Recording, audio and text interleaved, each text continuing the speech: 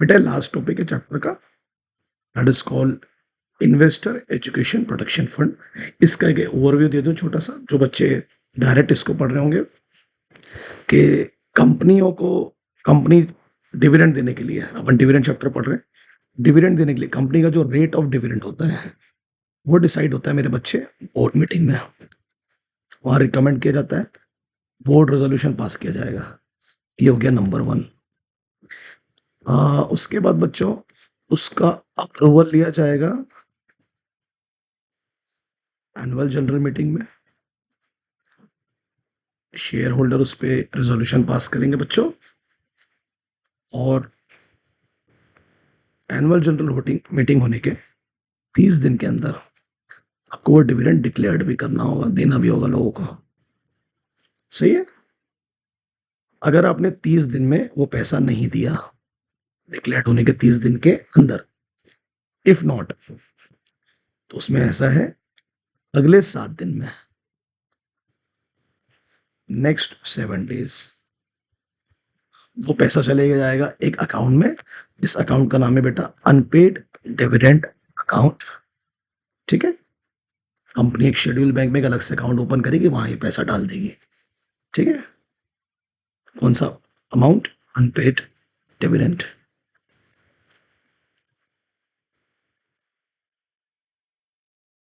फिर ये पैसा यहां पड़े रहेगा।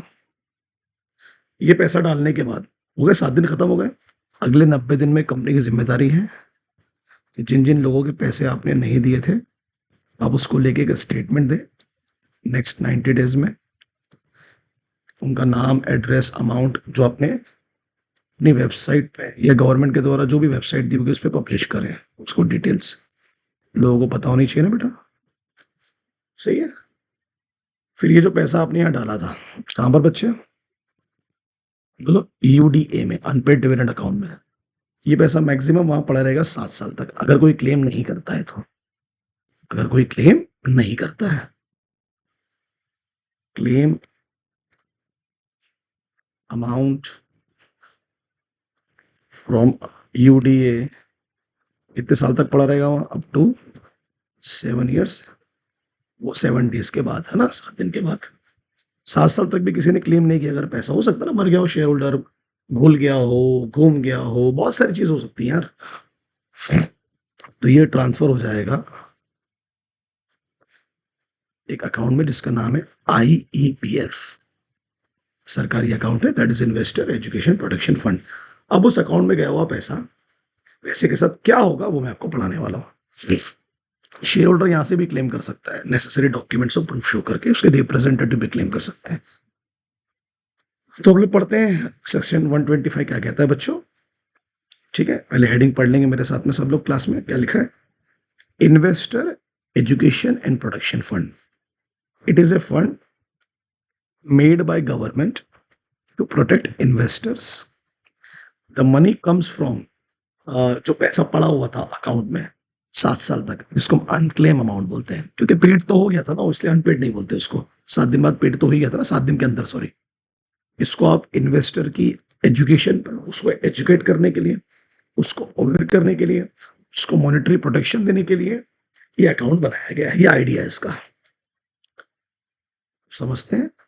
It is a fund created by central government for the protection and education of investors. इस फंड को मैनेज करने के लिए सरकार ने एक अथॉरिटी बनाई है बेटा। 125 of companies act 2013 clearly rules बताता है कि उस फंड को कैसे एडमिनिस्ट्रेट किया जाएगा, उस पैसे को कैसे यूज किया जाएगा, उस फंड की कैसे अकाउंटिंग होगी, ये रूल 2016 बताते हैं। उसकी ऑडिटिंग कैसी होगी चार्टर्ड अकाउंट के द्वारा, वो रूल 2016 बताते हैं। उसमें रखा हुआ पैसा, उसमें पैसे कैसे ट्रांसफर होंगे, उसके अंदर बहुत सारा पैसा आने वाला है, वो भी रूल्स बता, और उसको रिफंड कैसे करना अगर कोई क्लेम कर लेगा आके। तो ये 125 रूल 2016 में सब कुछ लिखा हुआ है। उसके लिए उन्होंने एक अथॉरिटी बनाई बेटा, investor education protection fund authority, जिसमें ध्यान देना आप, जिसमें 6 मेंबर होंगे। उसका CEO होगा जो उसको कन्वीन करेगा, सेक्रेटरी होगा मिनिस्ट्री ऑफ कॉर्पोरेट अफेयर्स का जो उसका चेयरपर्सन होगा। ठीक है, जो ऑलरेडी मतलब मिनिस्ट्री ऑफ कॉर्पोरेट अफेयर्स में जो सचिव है वही उसका चेयरपर्सन भी होगा। मतलब जो व्यक्ति ऑलरेडी किसी पद पे है उसको अगर दूसरे पद पे अपॉइंट किया जा रहा है तो उसको हम बोलते हैं एक्स ऑफिसियो। क्या बोलते हैं? Ex officio. तो देखा है ना, जो भी सेक्रेटरी होगा किसका, एमसीए का, मिनिस्ट्री ऑफ कॉर्पोरेट अफेयर्स का, वो ऑटोमेटिकली क्या हो जाएगा बेटा, आईपीएफ का चेयरपर्सन हो जाएगा। ठीक है, यहां तक ठीक है। चलो अब देखते हैं अकाउंट में पैसे आते कैसे हैं और पैसे को यूज कैसे किया जाता है। नंबर वन क्या लिखा है, पढ़ेंगे फटाफट। सर नंबर वन लिखा हुआ है इसमें कि जो पैसा आएगा वो क्रेडिट साइड में आएगा। पैसा आया, किस फॉर्म में आया और उस पैसे को किस पर्पस के लिए यूज किया जाएगा। तो जो पैसा आएगा वो क्रेडिट साइड, जो वहां से जाएगा वो डेबिट साइड। स्टार्ट करते हैं पढ़ना फटाफट। सबसे पहले उसमें कुछ पैसा डाला जाएगा सरकार के द्वारा। सरकार समय समय पर ग्रांट प्रोवाइड करती है, एक फिक्स अमाउंट डाल देगी, डोनेशन दे देती है। दोनों गवर्नमेंट की बात हो रही है, सेंट्रल गवर्नमेंट भी है और स्टेट गवर्नमेंट भी है। क्लियर है क्या बेटा? उसके बाद में बिट्स, रिफंड ऑफ अमाउंट। कोई क्लेम करता है, कोई भी शेयर होल्डर क्लेम करता है, लीगल रिप्रेजेंटेटिव क्लेम करते हैं, कोई भी असाइनी क्लेम करता है, ठीक है, उसको रिफंड करने का अमाउंट को as per the rules, rules लिखे हुए हैं 125 2016 में। क्लियर है यहां तक? Yes sir. अब ध्यान देना, पुराने एक्ट के 2005 ए के अनुसार 1956 कंपनीज एक्ट में 2005 ए में 205 ए में भी कुछ पैसा पड़ा हुआ था उस अकाउंट में। उसमें भी कुछ प्रोविजंस पड़े हुए थे। पुराने एक्ट के पुराने किसी अकाउंट का कोई पुराना फंड होगा वो भी यहां डाल दो आप। ठीक है ना, लाइन मतलब पड़ा हुआ है। कौन से अकाउंट में पड़ा हुआ है? General reserve account. इसका है वो अकाउंट सीजी का। कौन से प्रोविजन के थ्रू बनाया गया था वो? 205 ए। कौन से एक्ट के अनुसार बनाया गया था? 1956। बीच में डाल दो पैसे को। वेरी गुड, लिखा हुआ है लाइक आईपीएफ। तो जनरल रिजर्व वाला पैसा भी यहां आ जाएगा। पुराने कानून में जो 2005 में पहले भी आईपीएफ बनता था, पुराने कानून का जो पुराना आईपीएफ अकाउंट है उसका भी पैसा नए वाले में डाल दो, 2013 वाले में। तो general reserve account of CG, उसका पैसा भी इसमें आ जाना चाहिए। और आईपीएफ जो पुराने कानून के थ्रू बना था उसका पैसा भी 2013 वाले में आ जाना चाहिए। ओल्ड आईपीएफ को नए आईपीएफ में दिया जाए। सही है यहां तक?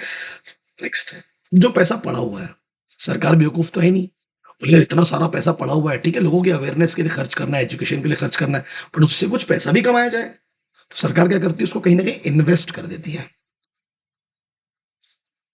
तो उस पर इंटरेस्ट मिलता होगा, डिविडेंड मिलता होगा, इन्वेस्ट करेगी ना सरकार, ठीक है।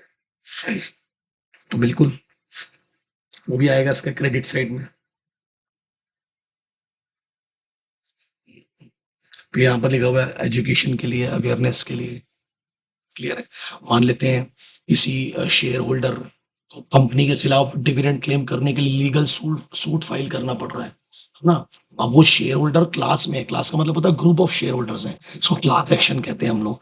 ये सत्यम कंप्यूटर वाला केस हुआ था, जब हजारों लाखों शेयर होल्डर्स अफेक्ट होते हैं किसी कंपनी के खिलाफ, तो वो एक एक करके एक सूट फाइल करेंगे तो बहुत टाइम लग जाएगा, है ना। लीगल प्रोसीडिंग्स हमारे यहाँ बहुत डिले होती है, तो उनको एक ही कि एक साथ वो एक एक्शन सुल फाइल करें, उसके लिए क्लास एक्शन जैसा एक प्रोविजन डाला गया है कि अगर 1 लाख शेयर होल्डर भी कंपनी के खिलाफ केस फाइल कर रहे हैं तो उसे एक ही केस अज्यूम किया जाएगा, एक व्यक्ति के द्वारा ही केस अज्यूम किया जाएगा। That is a class action. मतलब उस पूरे 1 लाख लोगों को एक क्लास मानी जाएगी, ग्रुप माना जाएगा, और उसके जो वकील हायर करने के जो लीगल एक्सपेंसेस है वो यहाँ से पे किए जाएंगे। वकील हायर करना पड़ेगा ना आपको, कंपनी के खिलाफ केस करना है। तो ये सत्यम कंप्यूटर्स में ये जब स्कैम हुआ था उसमें ये टर्म इंट्रोड्यूस हुआ, क्लास एक्शन। 1000 शेयर होल्डर है और हर शेयर होल्डर अलग अलग केस करेगा तो टाइम लगेगा, मनी लगेगा, कंपनी तो डिले कर देगी चीजों को। एक क्लास एक्शन लिया जा रहा है एक ग्रुप की तरह। तो ये लीगल एक्सपेंसेस आपको यहां से पे करोगे इनके लिए। फिर फिफ्थ वाला point, that is very very important, very very important point है फ्रैक्शनल शेयर्स।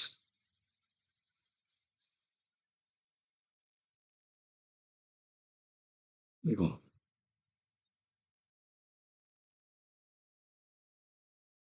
ये समझना बहुत जरूरी है। एक सेकंड, मेरा लैपटॉप पूरा वो हो गया है। सेल प्रोसीड, शेयर बेच के जो पैसा आया, कौन से शेयर बेच के? Fractional shares. अब वो बोनस शेयर्स के रूप में हो सकते हैं, मर्जर एमलगमेशन, फॉर 7 years और मोर। मैं समझाता हूँ क्या होता है। पहली बात तो फ्रैक्शनल शेयर्स होते क्या है और इसका पैसा क्यों 7 साल के बाद आईपीएफ में डाला जा रहा है और ये पैसा कंपनी के पास क्यों नहीं है, कंपनी को क्यों बोला जा रहा है कि आईपीएफ में डालो। मैं आपको समझाने की कोशिश करता हूँ, आप समझना बेटा पूरी बात। मान लीजिए एक कंपनी है एबीसी लिमिटेड, इन्होंने बोनस शेयर्स दिए, बांटती है ना कंपनी, बोनस शेयर्स दिए, ठीक है। बोनस शेयर्स का जो इनका रेशियो है वो हम लोग डिस्कस करेंगे। हर 2 पे 1 शेयर देने की कोशिश कर रहे हैं अगर मान लेते हैं, तो अज्यूम कर रहा हूं मैं आप लोगों को, बोनस शेयर दिए तो राहुल के पास में बोनस शेयर देने के बाद, बोनस शेयर देने के बाद टोटल शेयर हो रहे हैं 10.5 और मोहन के पास 20.5। फ्री में शेयर दे रहे हो, फ्रैक्शंस में दे रहे हो, कंपनी ना लेस देन 1%, मतलब फ्रैक्शंस में भी शेयर दे सकती है, वो तो आ भी सकता है, कोई दिक्कत वाली बात नहीं। फ्रैक्शन शेयर्स क्या होते हैं मैं वो समझा भी दूंगा। जैसे कंपनी ने बोली भाई आ, हर 3 शेयर पे आपको 1 शेयर मिलेगा, समझ रहे हैं ना मैं क्या बोल रहा हूँ, हर 3 पे 1 मिलेगा तो मेरे पास 5 है, तो फिर वो डेफिनेटली फ्रैक्शन में मिलेगा दूसरा शेयर। तो राहुल के पास 10.5 शेयर हो रहे हैं बोनस के बाद में और मोहन के पास में 20.5। तो कंपनी इतनी शानी है, कंपनी ने क्या की, ये जो दोनों का आधा आधा परसेंट शेयर है दिख रहा है, इसको अलॉट ही नहीं की, रीच नहीं उनको, जबकि देना चाहिए था। तो ये फ्रैक्शनल मिला के कितना हो गया, 1 शेयर हो गया पूरा, हुआ क्या, इसकी भी तो वैल्यू है, ठीक है। कंपनी ने क्या की, शाणा बन करके ये जो 1 शेयर बचा था दोनों का आधा आधा, इसको बेच के एग्जाम्पल दे रहा हूं 1000 रुपए कमा लिए, मैंने 1000 रुपए हासिल कर ली। तो ये 1000 रुपए जो है ये बेसिकली बोलो किसको मिलने चाहिए, मोहन और राहुल को, क्योंकि उनका हक बनता है। कितने कितने मिलने चाहिए, 500 और 500, क्योंकि दोनों का आधा आधा शेयर था।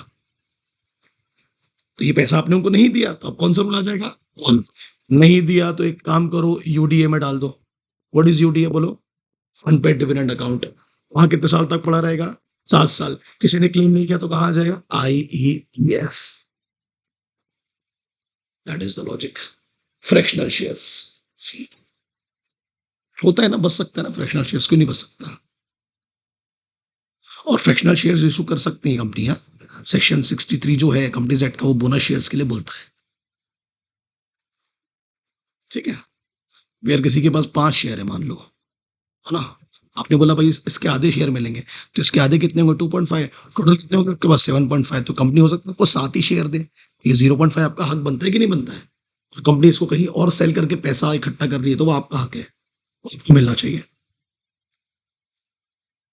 तो ये होता है, मर्जर्स में होता है, जो जब 2 कंपनियां मिल जाती हैं तो हो सकता है ना फ्रैक्शन में शेयर्स, बोनस में होता है। यहां तक क्लियर हुआ बेटा।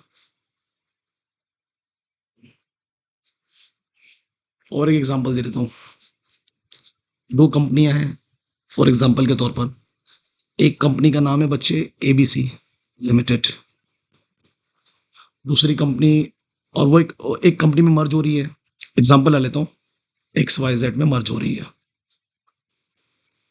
मर्ज हो गई, इसमें मिल गई।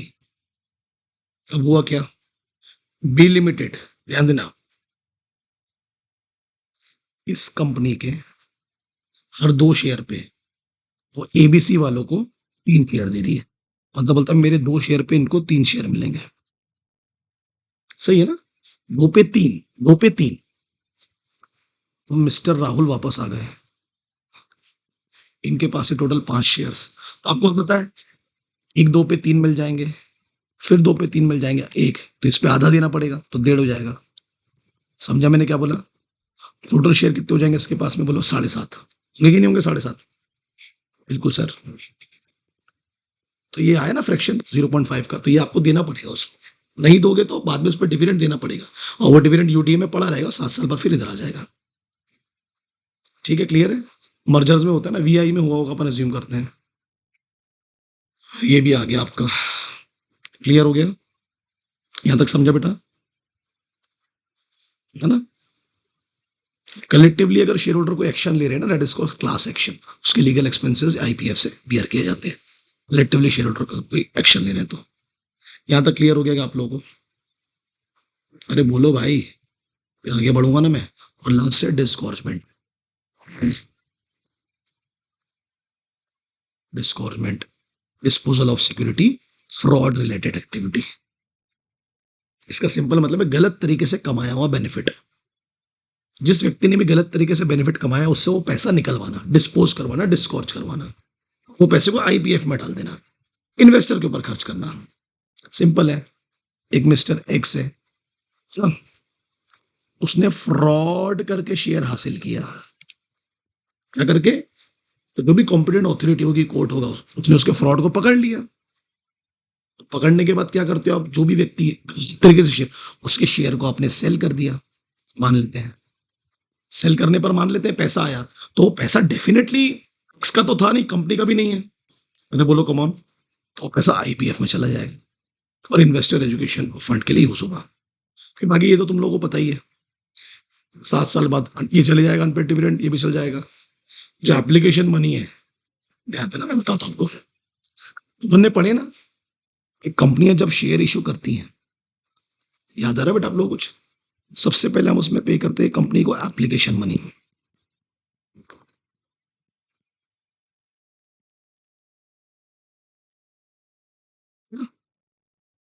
फिर अगले 60 दिन में हमें शेयर अलॉट किए जाते हैं।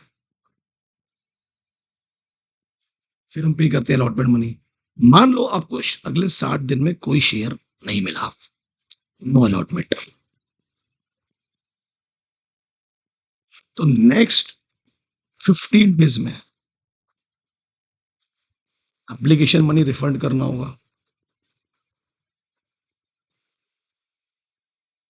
अरे बोलो, नहीं किए? वो बोल रहा नहीं किए तो आईपीएफ में डाल दो,